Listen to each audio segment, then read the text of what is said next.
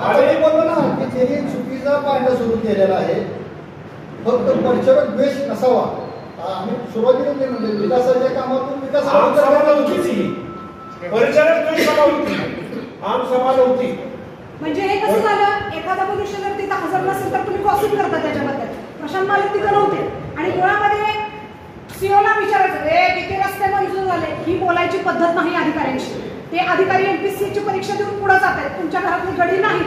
पाटबंधारे खात्याच्या त्या महिला ज्यावेळेस आढावा मांडायला उभारल्या तर तुम्ही त्यांना रडवलं. सकाळी एकदा तुम्हाला येत नाही का, तुम्ही अभ्यास करून यायचं होतं. अरे तुमचा किती अभ्यास आहे, ती बाई आज एमपीएससीची परीक्षा दिलेली आहे.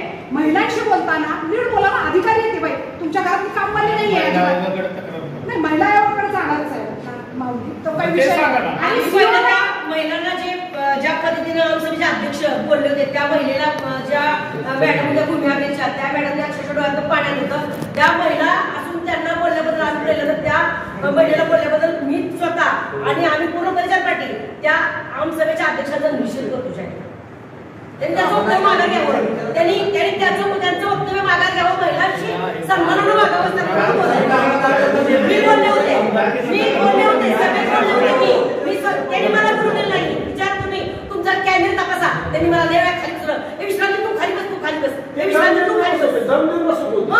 ही कोणती पद्धत महिलांची बोलायची.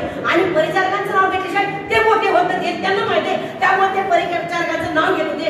एवढं सगळ्याच्या दिला होते. आणि प्रशांत मालकांनी त्यांच्या घराचा एकट्याचा रस्ता केला नाही, फक्त त्यांच्या घरापुरतं सिमेंट नाही टाकलं, बार टाकळीपर्यंत रस्ता केलेला आहे. आणि उपनगरातले सगळे रस्ते मंजूर आहेत.